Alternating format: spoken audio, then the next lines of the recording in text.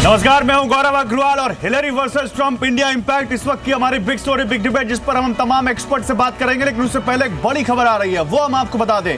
प्रधानमंत्री नरेंद्र मोदी बस थोड़ी देर में देश के नाम एक संदेश देंगे और ऐसे कयास लगाए जा रहे हैं कि कोई बड़ा ऐलान कर सकते हैं पीएम मोदी। आज उन्होंने तीनों सेना प्रमुखों और एनएसए अजीत डोवल से मुलाकात की है। खबर यह है कि राष्ट्रपति से भी मिलेंगे 8:30 बजे वो, और उससे पहले देश के नाम वो एक संबोधन करने जा रहे हैं। क्या कहेंगे पीएम मोदी, इस पर सबकी नजरें लगी हुई हैं।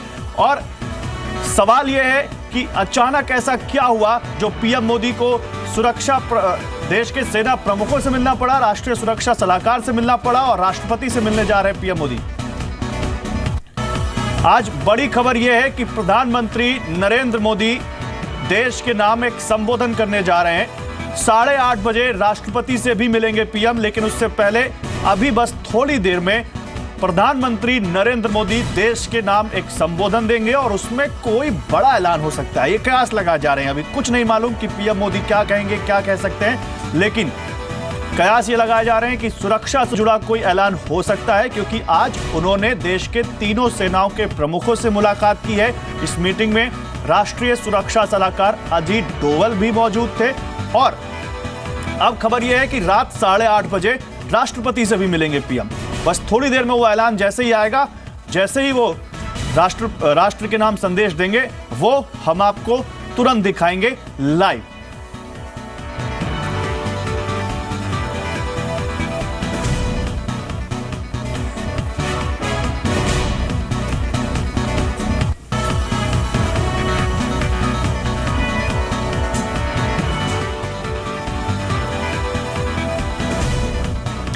तो प्रधानमंत्री मोदी देश को संबोधित करेंगे, बड़ी खबर है। आज उन्होंने सेना के तीनों प्रमुखों से मुलाकात की है, एनएसए अजीत डोवल से भी मुलाकात की है, राष्ट्रीय सुरक्षा सलाहकार, और पीएम मोदी बोल रहे हैं, सीधे सुनाते हैं आपको। होगी। आज आप सभी से कुछ विशेष निवेदन करना चाहता हूं। इस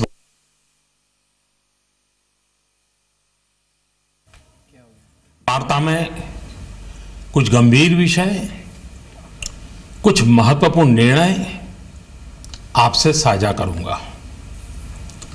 आपको ध्यान होगा कि जब आपने 2014 मई में हमें जिम्मेदारी सौंपी थी,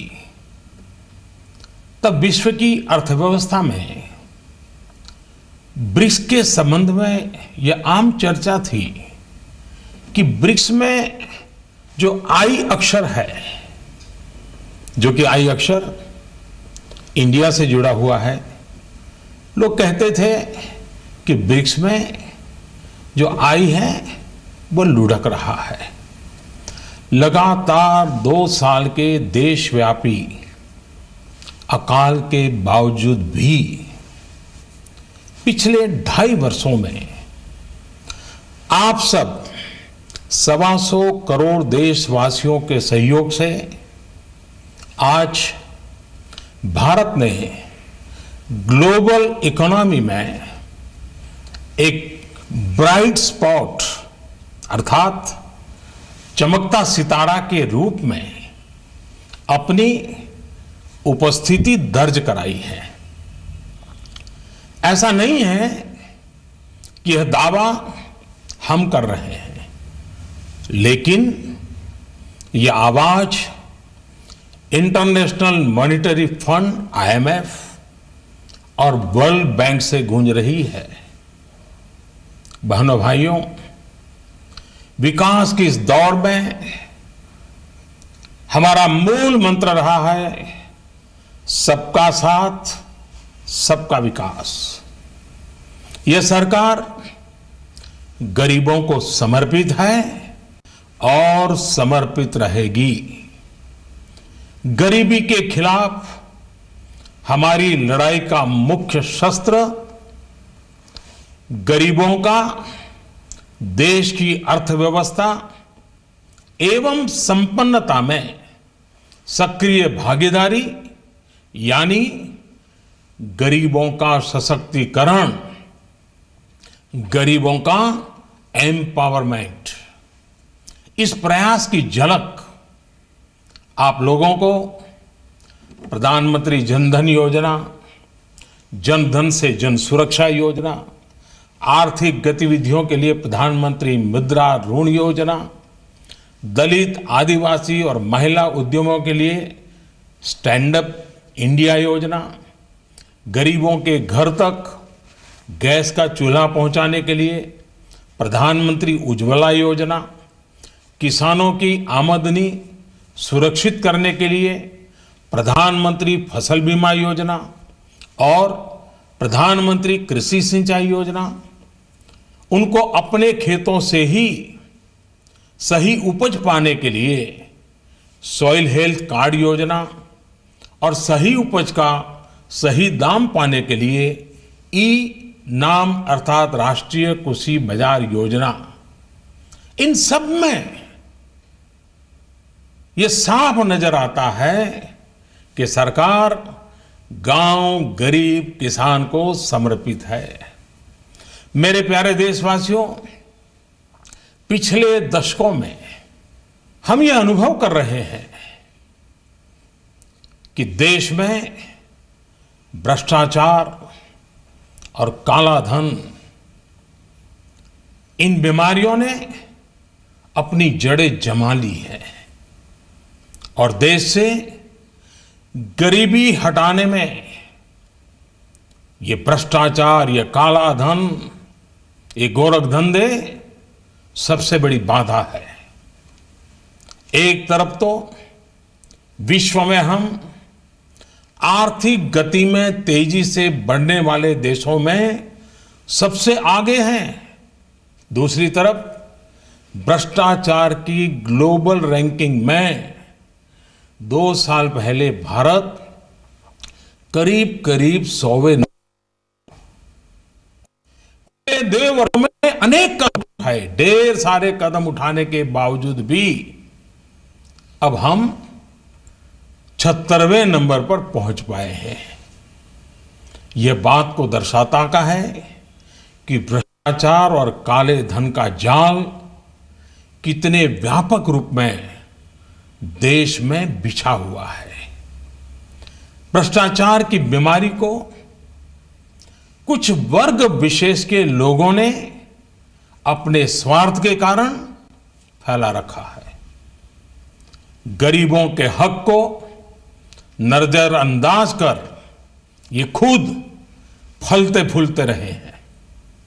कुछ लोगों ने पद का दुरुपयोग करते हुए इसका भरपूर फायदा उठाया। दूसरी तरफ ईमानदार लोगों ने इसके खिलाफ लड़ाई भी लड़ी है। देश के करोड़ों नागरिकों ने ईमानदारी को जी करके दिखाया है।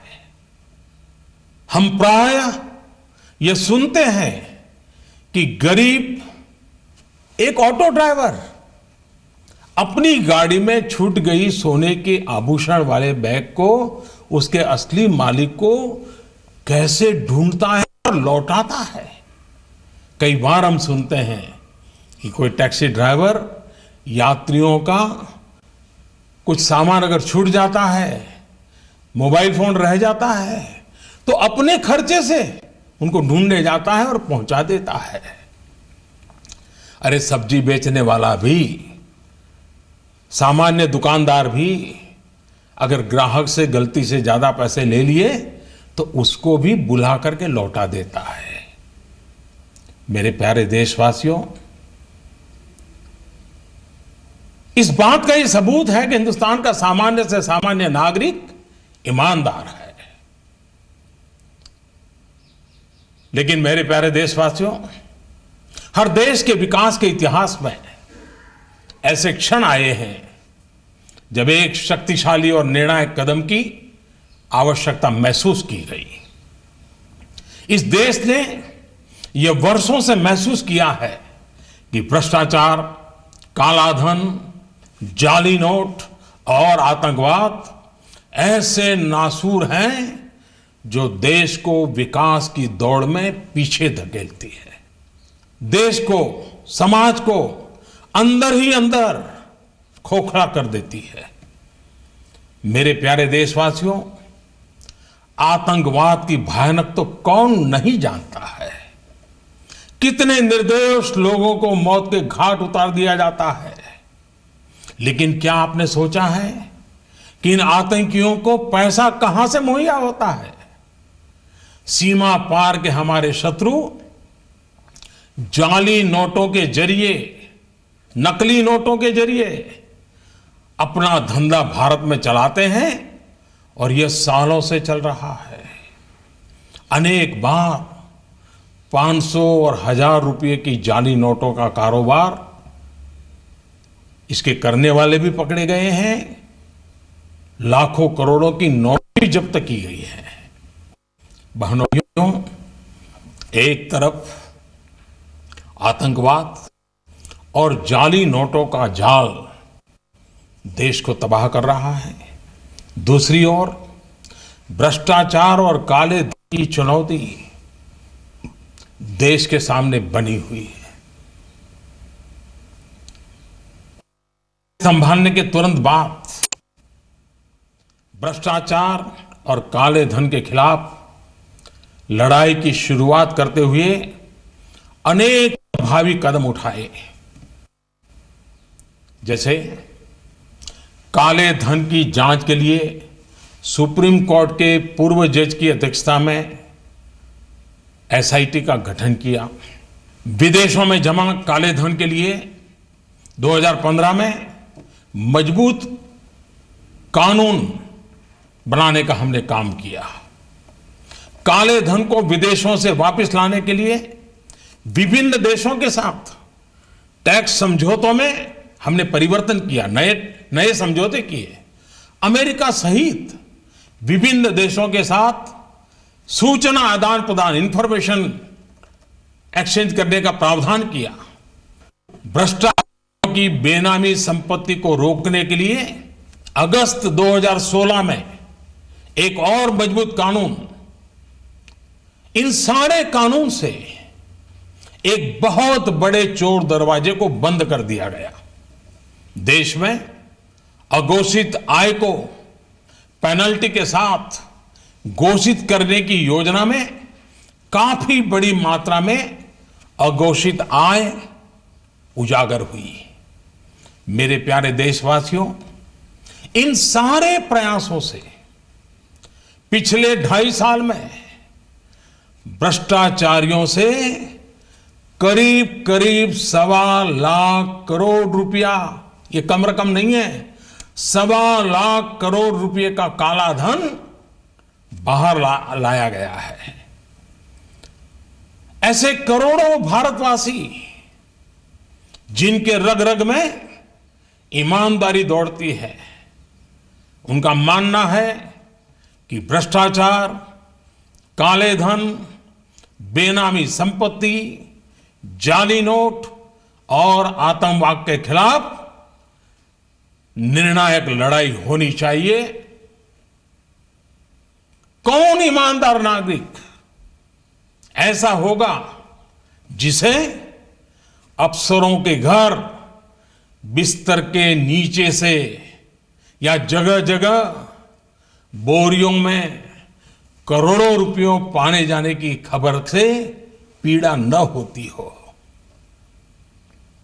आज देश की मुद्रा व्यवस्था का हाल यह है कि देश में कुल सिक्कों और नोटों की जो मूल्य है उसमें 500 और 1000 रुपया वाले नोटों का हिस्सा लगभग 80 से 90% तक पहुंच गया है। देश में कैश का अधिक सर्कुलेशन का एक सीधा संबंध भ्रष्टाचार से है। भ्रष्टाचार से अर्जित कैश का कारोबार महंगाई पर भी असर पैदा करता है। इसकी मार गरीबों को झेलनी पड़ती है। इसका सीधा प्रभाव गरीब और मध्यम वर्ग की खरीदने की शक्ति पर पड़ता है। आपका भी स्वयं का अनुभव होगा। जब मकान खरीदने जाते होंगे, जमीन खरीदने जाते होंगे, तो आपसे जब सौदा होता होगा तब कहते होंगे कि कुछ धन चेक में लेंगे और ज्यादातर कैश में मांगी जाती होगी। ईमानदार व्यक्ति के लिए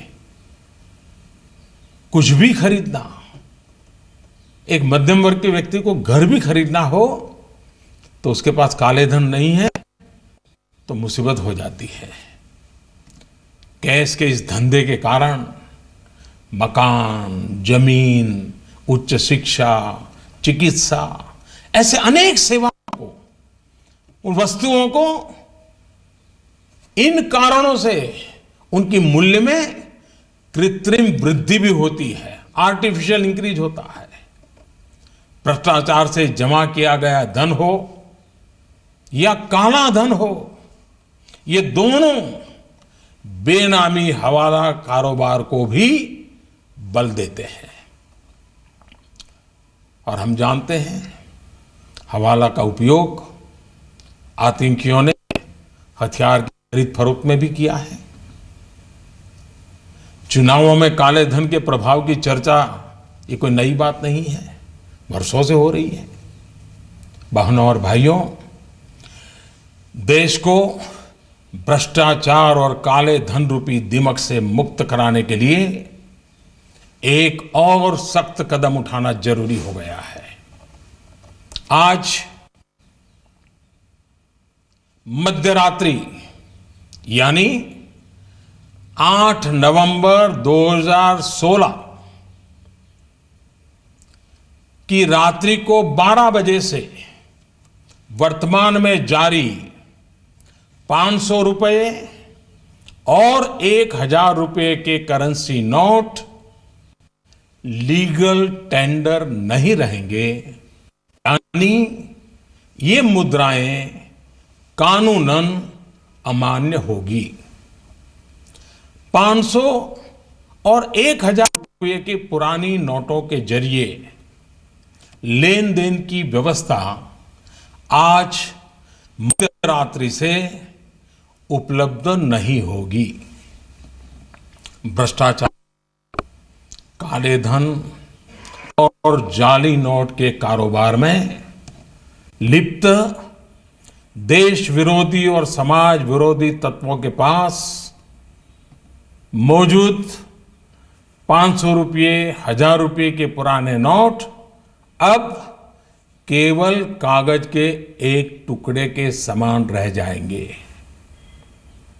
ऐसे नागरिक जो संपत्ति मेहनत और ईमानदारी से कमा रहे हैं, उनके हितों की और उनके हक की पूरी रक्षा की जाएगी। ध्यान रहे कि 100 रुपये, 50 रुपये, 20 रुपये, 10 रुपये, 5 रुपये, 2 रुपये और 1 रुपया का नोट और सभी सिक्के नियमित है और लेन देन के लिए उपयोग हो सकते हैं, उस पर कोई रोक नहीं है।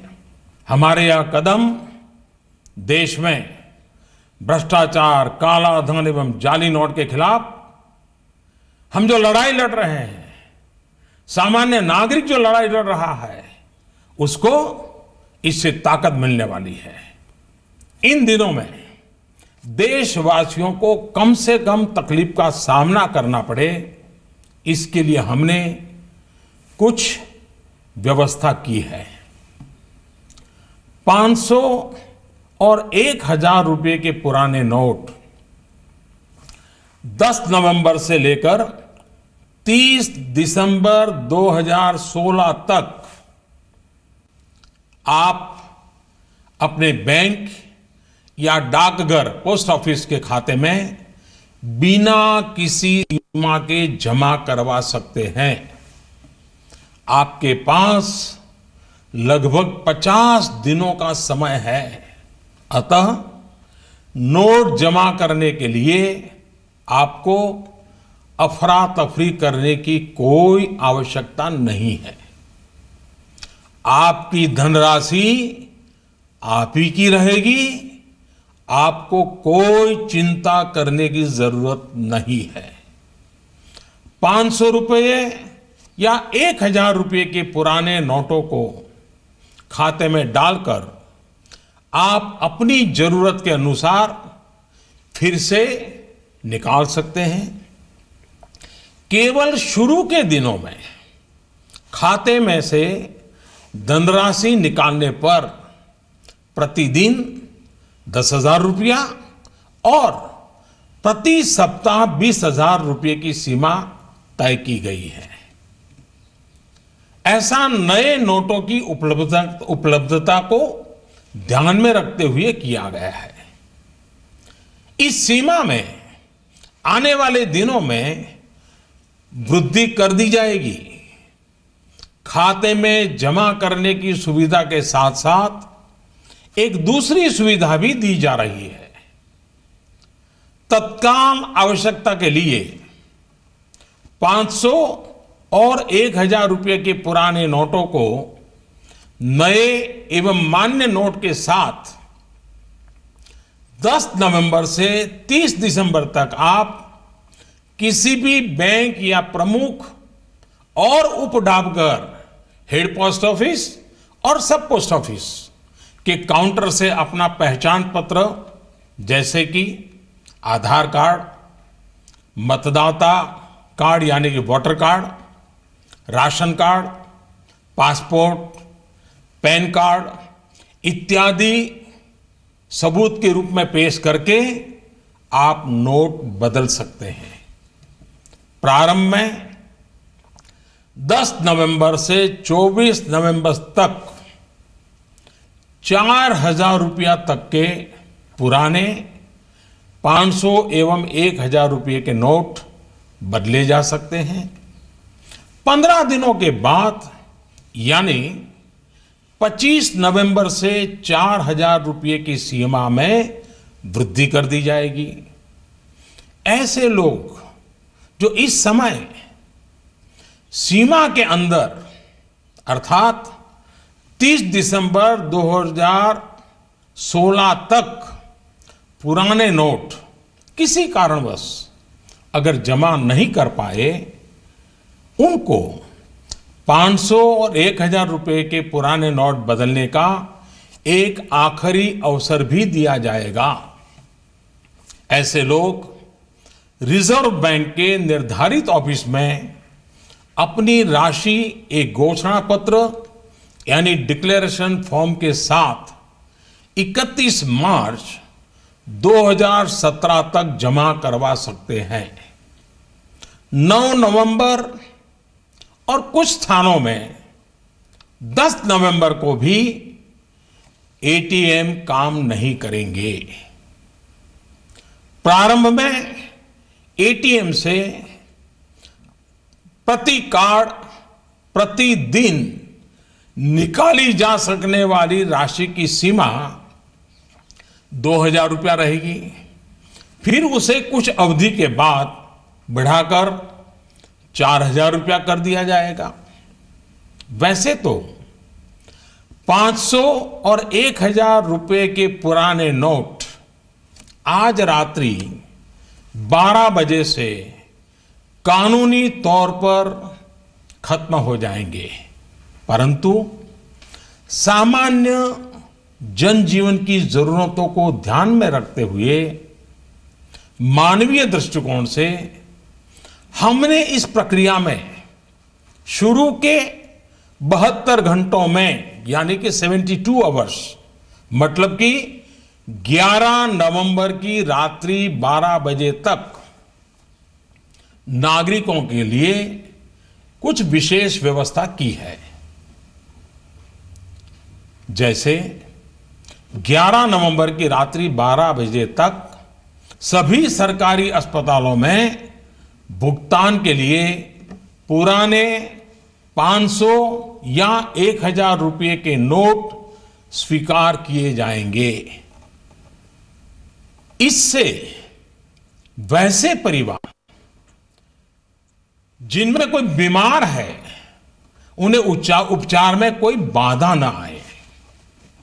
ऐसे सरकारी अस्पतालों में यदि दवाई की दुकान की व्यवस्था है तो डॉक्टर के दिए गए पर्चे पर 500 और 1000 के पुराने नोटों से दवा खरीदने की सुविधा भी 72 घंटे तक उपलब्ध रहेगी।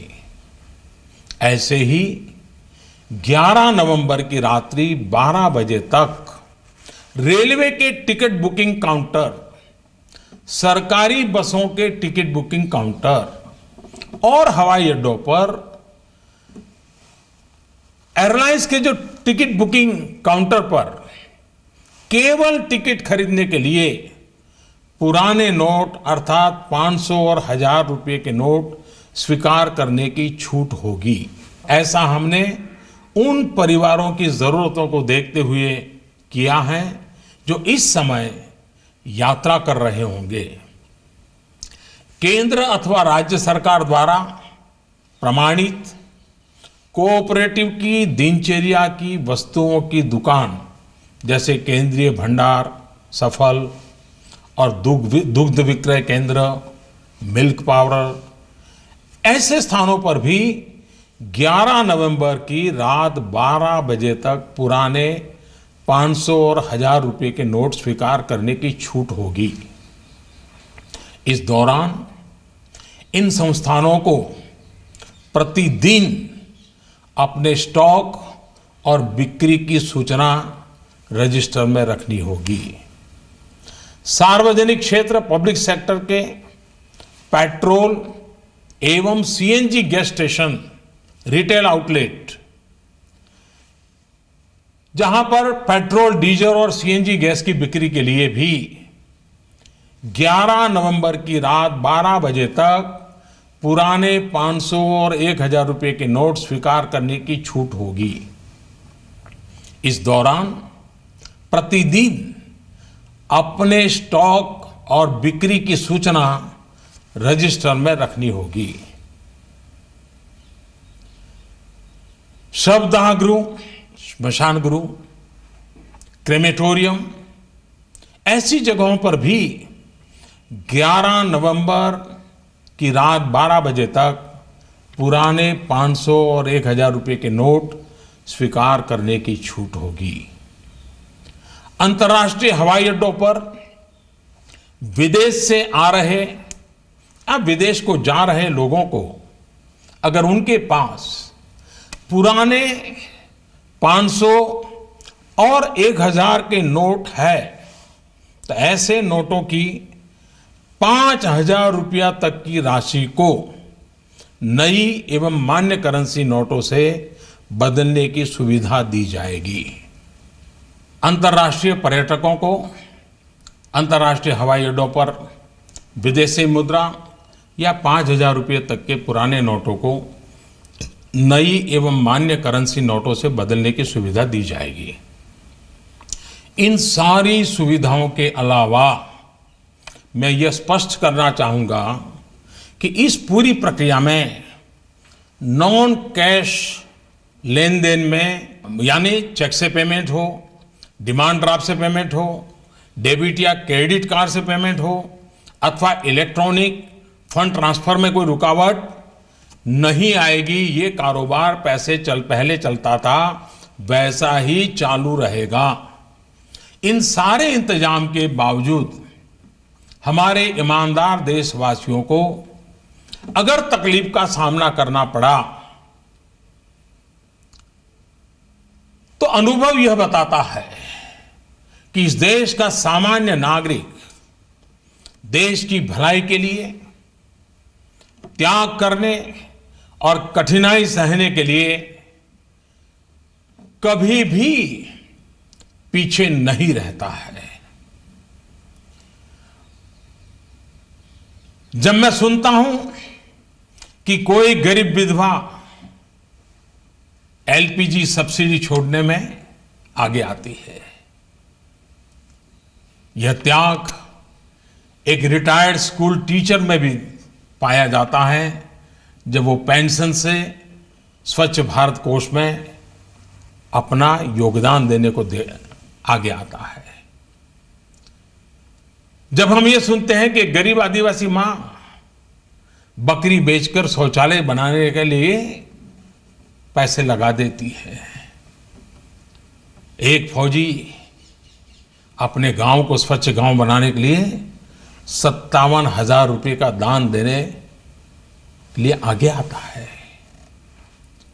मैंने तो यह देखा है कि देश के सामान्य नागरिक की एक ही तमन्ना है कि वह कुछ भी कर गुजरने को तैयार है, बस देश का कल्याण हो। अतः भ्रष्टाचार, काला धन, जाली नोट और आतंकवाद के खिलाफ जंग में हम लोग थोड़ी सी कठिनाई, वह भी कुछ दिनों के लिए, तो झेल ही सकते हैं। मेरा पूरा विश्वास है कि देश का प्रत्येक नागरिक भ्रष्टाचार के खिलाफ शुचिता के इस महायज्ञ में एकजुट होकर के, मिल करके खड़ा होगा। मेरे प्यारे देशवासियों, दिवाली के पर्व के बाद अब ईमानदारी के इस उत्सव में, प्रामाणिकता के इस पर्व में आप बढ़ चढ़ करके हाथ बटाएं। मेरा पूरा विश्वास है कि देश के सभी राजनीतिक दल, राजनीतिक कार्यकर्ता, सामाजिक एवं शैक्षणिक संस्थाएं, मीडिया, समाज के सभी वर्ग इस महान कार्य में सरकार से भी ज्यादा बढ़ चढ़ करके भाग लेंगे, सकारात्मक भूमिका अदा कराएंगे और इस पवित्र कार्य को सफल बना के ही रहेंगे। मेरे प्यारे देशवासियों, ये बातें जब सब मैं आपके सामने रख रहा हूं, इसी समय सरकार के अलग अलग विभागों को भी जानकारी हो रही है। बैंक हो, पोस्ट ऑफिस हो, रेलवे हो, अस्पताल हो, उनके अधिकारियों को भी इस विषय की इसके पहले कोई जानकारी नहीं मिली है, क्योंकि इस काम में गोपनीयता बहुत ही आवश्यक थी। ऐसी स्थिति में रिजर्व बैंक सभी बैंक्स और पोस्ट ऑफिस को कम समय में बहुत सारी व्यवस्था करनी उनके सामने है। काम बहुत बड़ा है। इस व्यवस्था में कुछ समय तो जाएगा, इसलिए रिजर्व बैंक ने यह फैसला लिया है कि 9 नवंबर को सभी बैंक पब्लिक कार्य के लिए बंद रहेंगे। नागरिकों को असुविधा होगी। मेरा पूरा भरोसा है कि बैंक और पोस्ट ऑफिस के काम करने वाले सभी साथी देश हित में इस पवित्र कार्यक्रम को सफलतापूर्वक परिपूर्ण करेंगे। भूतकाल में उन्होंने ये करके दिखाया है। मेरा जनता जनार्दन से इतना ही आग्रह है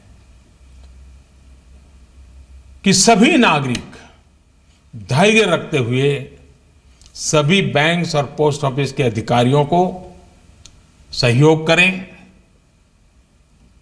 यही मेरी उनसे आग्रहपूर्वक विनती है।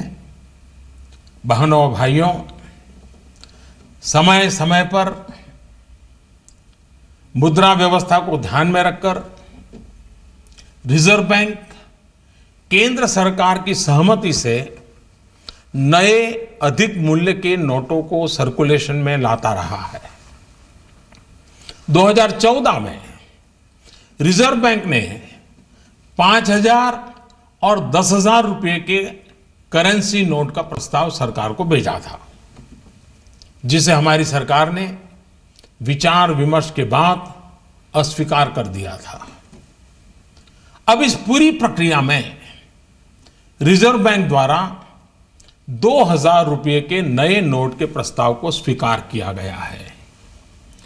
पूरी तरह से नए तौर पर डिजाइन किए गए 500 रुपये और 2000 रुपये के नए नोट, नए करेंसी नोट अब सर्कुलेशन में लाया जाएगा। रिजर्व बैंक अपने पिछले अनुभवों को ध्यान में रखते हुए करेंसी सर्कुलेशन में अधिक मूल्यों के नोटों का हिस्सा अब एक सीमा के अंदर ही रहे, इसके लिए रिजर्व बैंक आवश्यक प्रबंध करेगा। अंत में मेरे प्यारे देशवासियों, मैं यह दोहराना चाहता हूं कि किसी देश के इतिहास में ऐसे क्षण आते हैं जब हर व्यक्ति यह महसूस करता है कि उसे भी उस क्षण का हिस्सा बनना है, उसे भी राष्ट्रहित में, राष्ट्र निर्माण में अपना योगदान देना है। परंतु ऐसे क्षण हर किसी की जिंदगी में गिने चुने ही आते हैं। आज समय हमें फिर से एक अवसर दे रहा है। हर सामान्य नागरिक भ्रष्टाचार, काला धन, जाली नोट के खिलाफ इस महायज्ञ में, इस लड़ाई में अपना योगदान दे सकता है। बहनों और भाइयों, आपसे इस प्रक्रिया में जितना सहयोग मिलेगा, शुद्धिकरण उतना ही सफल होगा। देश के लिए यह चिंता का कारण था कि भ्रष्टाचार और काले धन को जीवन का एक सहज हिस्सा मान लिया गया था। यह सोच आज हमारे राजनीतिक, सामाजिक और प्रशासनिक जीवन को दीमक की तरह खाए जा रहा है। शासन व्यवस्था का कोई भी अंग इस दीमक से अछूता नहीं है। समय समय पर हमने देखा है कि भारत के सामान्य जनमानस को अगर भ्रष्टाचार और कुछ दिनों की असुविधा में से एक को चुनना हो तो बेहिचक, मैं कहता हूं बेहिचक, मेरे देश का ईमानदार नागरिक असुविधा को तो चुनेगा, लेकिन भ्रष्टाचार को कदापि नहीं चुनेगा। आपसे मैं फिर एक बार आह्वान करता हूं कि आइए, जैसे आपने दिवाली के पर्व में अपने घर और आस पड़ोस की सफाई की, वैसे ही सफाई के काम को आगे बढ़ाते हुए हम इस महायज्ञ में अपनी भी कुछ आहुति डालकर इसे सफल बनाएं। इतने बड़े देश में इतनी बड़ी सफाई के महापर्व में असुविधा को ध्यान में न रखते हुए आइए सभी शुचिता की दिवाली मनाएं। पूरे विश्व को भारत की इस ईमानदारी का उत्सव दिखाएं। पूरे देश में प्रामाणिकता का पर्व मनाएं, जिससे भ्रष्टाचार पर लगाम लग सके, काले धन पर नकेल कस सके, जाली नोटों का खेल खेलने वालों को नेस्त नाबूद कर सके, जिससे कि देश का धन गरीबों के काम आ सके। हर ईमानदार नागरिक को देश की संपन्नता में उसकी उचित हिस्सेदारी मिल सके। आने वाली पीढ़ी गर्व से अपना जीवन जी सके। मैं आप सबके सहयोग के लिए पूरे विश्वास के साथ 125 करोड़ देशवासियों की मदद से भ्रष्टाचार के खिलाफ इस लड़ाई को और आगे ले जाना चाहता हूं। मुझे विश्वास है आपका साथ, आपका सहयोग हमारी आने वाली पीढ़ियों के लिए प्रेरक बनेगा। मैं फिर एक बार आपका हृदय से बहुत बहुत आभार व्यक्त करता हूं। भारत माता की जय। मेरे प्यारे देशवासियों, I hope you ended the festive season of Diwali with joy and new hope. Today, I'll be speaking to you about some critical issues and important decisions. Today, I want to make a special request to all of you. You may recall that economic situation in May 2014 when you entrusted us with an honors responsibility. In the context of BRICS, it was being said that the I in BRICS was shaky. Since then, we had 2 years of a severe drought. Yet, in the last 2.5 years, with the support of 125 crore Indians, India has become the bright spot in the global economy. It is not just we who are saying this. It is being stated by the International Monetary Fund and the World Bank. In this effort for development, और बड़ी खबर इस वक्त की, big breaking news, सबसे बड़ी खबर इस वक्त की, आज आधी रात से 500 और 1000 के मौजूदा नोट बंद हो जाएंगे। जी हां, आज आधी रात से। कल सभी बैंक बंद रहेंगे, 2 दिन तक एटीएम बंद रहेंगे। और बहुत बड़ी खबर है, पूरी खबर आपको बताएंगे, लेकिन एक बार फिर से सुनाते हैं पीएम मोदी ने क्या कहा नोट बंद करने को लेकर। 8 नवंबर 2016 की रात्रि को 12 बजे से वर्तमान में जारी 500 रुपए और 1000 रुपए के करेंसी नोट लीगल टेंडर नहीं रहेंगे, यानी ये मुद्राएं कानूनन अमान्य होगी। आप अपने बैंक या डाकघर पोस्ट ऑफिस के खाते में बिना किसी सीमा के जमा करवा सकते हैं। आपके पास लगभग 50 दिनों का समय है। अतः नोट जमा करने के लिए आपको अफरा तफरी करने की कोई आवश्यकता नहीं है। आपकी धनराशि आप ही की रहेगी, आपको कोई चिंता करने की जरूरत नहीं है।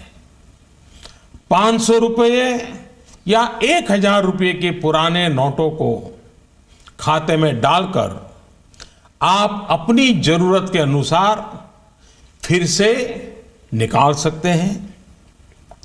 केवल शुरू के दिनों में खाते में से धनराशि निकालने पर प्रतिदिन 10,000 रुपया और प्रति सप्ताह 20,000 रुपये की सीमा तय की गई है। तत्काल आवश्यकता के लिए 500 और 1000 रुपये के पुराने नोटों को नए एवं मान्य नोट के साथ 10 नवंबर से 30 दिसंबर तक आप किसी भी बैंक या प्रमुख और उप डाकघर, हेड पोस्ट ऑफिस और सब पोस्ट ऑफिस के काउंटर से अपना पहचान पत्र जैसे कि आधार कार्ड, मतदाता कार्ड यानी कि voter card, ration card, passport, pan card इत्यादि सबूत के रूप में पेश करके आप नोट बदल सकते हैं। प्रारंभ में 10 नवंबर से 24 नवंबर तक 4,000 रुपया तक के पुराने 500 एवं 1,000 रुपये के नोट बदले जा सकते हैं।